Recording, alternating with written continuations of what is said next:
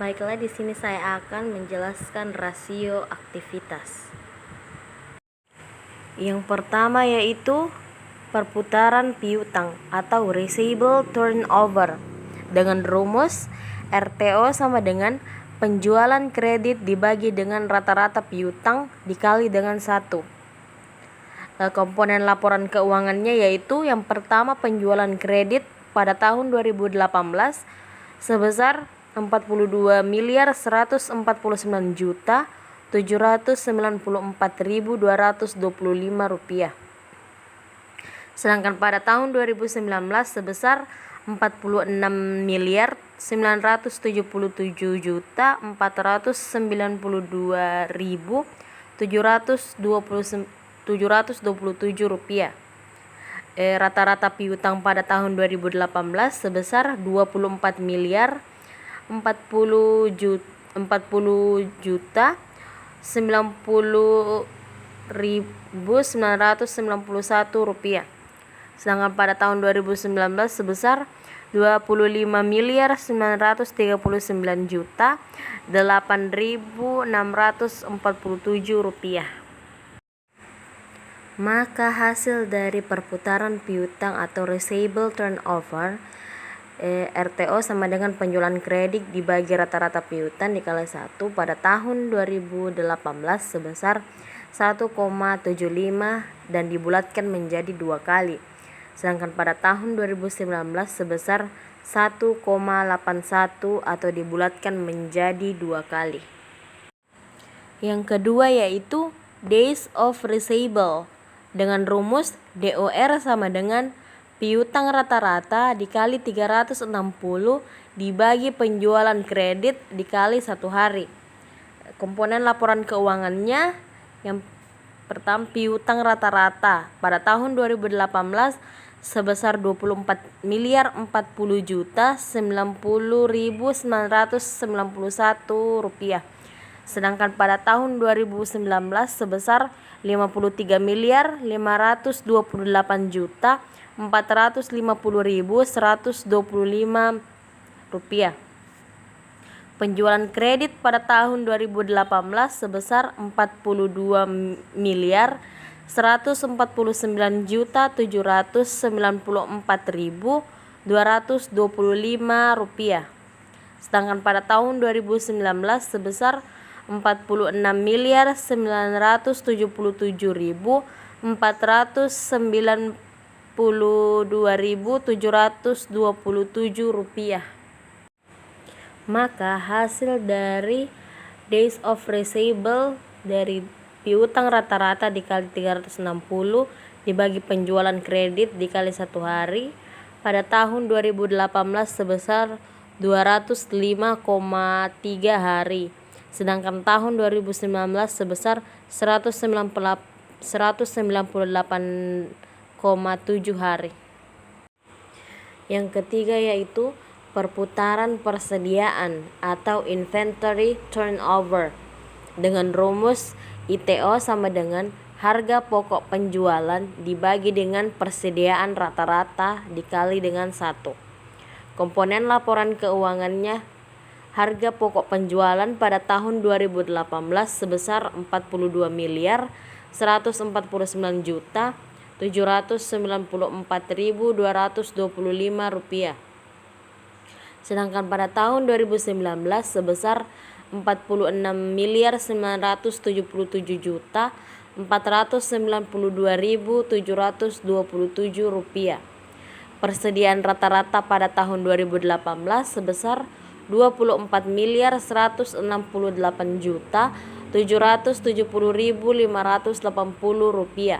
Sedangkan pada tahun 2019 sebesar 21 miliar 206 juta 904.470 rupiah.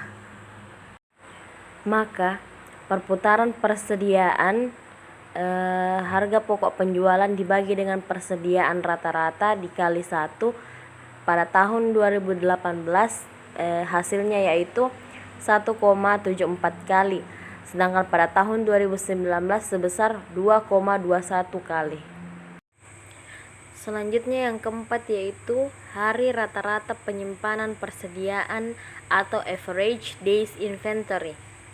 Dengan rumus ADI sama dengan persediaan rata-rata dikali 360 dibagi HPP atau harga pokok penjualan dikali dengan 1 hari. Komponen laporan keuangannya, persediaan rata-rata pada tahun 2018 sebesar 24.168.770.580 rupiah, sedangkan pada tahun 2019 sebesar 21.206.904.470 rupiah.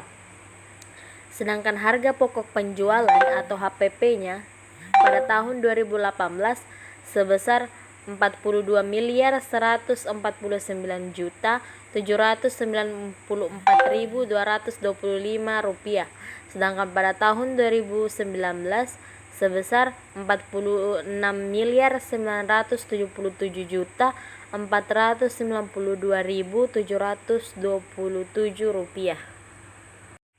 Maka hari rata-rata penyimpanan persediaan atau average days inventory atau persediaan rata-rata dikali 360 dibagi dengan harga pokok penjualan dikali 1 hari, maka hasilnya pada tahun 2018 sebesar 206,5 hari, sedangkan pada tahun 2019 sebesar 162,5 hari. Kemudian nomor 5 yaitu perputaran modal kerja atau working capital turnover. Dengan rumus WCTO sama dengan penjualan bersih dibagi dengan modal kerja rata dikali 1. Komponen laporan keuangannya yaitu penjualan bersih pada tahun 2018 sebesar 48.235.459 rupiah, sedangkan pada tahun 2019 sebesar 53.528.450.125 rupiah. Modal kerja ratanya pada tahun 2018 sebesar 6 miliar, sedangkan pada tahun 2019 sebesar 32 miliar.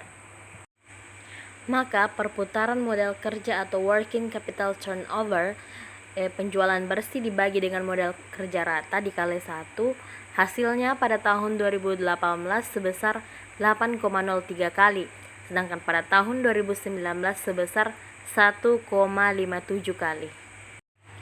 Yang keenam yaitu perputaran aktiva tetap atau fixed asset turnover. Rumusnya yaitu FATO sama dengan penjualan bersih dibagi dengan fixed asset dikali 1. Komponen laporan keuangannya yaitu penjualan bersih pada tahun 2018 sebesar 48.635.459 rupiah, sedangkan pada tahun 2019 sebesar 53.528.450.125 rupiah. Fixed asetnya pada tahun 2018 sebesar 32.301.289.599 rupiah, sedangkan pada tahun 2019 sebesar 29.437.375 rupiah. Maka perputaran aktiva tetap atau fixed assets turnover yaitu penjualan bersih dibagi dengan fixed asset dikali 1, maka hasilnya pada tahun 2018 sebesar 1,50 kali, sedangkan pada tahun 2019 sebesar 1,81 kali. Yang ketujuh yaitu perputaran aktiva atau total asset turnover. Dengan rumus TATO sama dengan penjualan bersih dibagi dengan total aktiva dikali 1. Komponen laporan keuangannya penjualan bersih pada tahun 2018 sebesar 48.202.635.459 rupiah, sedangkan pada tahun 2019 sebesar 53.528.450.125 rupiah. Total aktivanya pada tahun 2018 sebesar 40.459.860 rupiah, sedangkan pada tahun 2019 sebesar 75.609.342.033 rupiah. Maka perputaran aktiva atau total asset turnover penjualan bersih dibagi dengan total aktiva dikali 1, maka hasil pada tahun 2018 sebesar 1,185 kali atau dibulatkan menjadi 1,2 kali. Sedangkan pada tahun 2019 sebesar 0,707 kali. Mungkin itu saja penjelasan saya tentang rasio aktivitas. Saya Dernasari undur diri. Wassalamualaikum warahmatullahi wabarakatuh.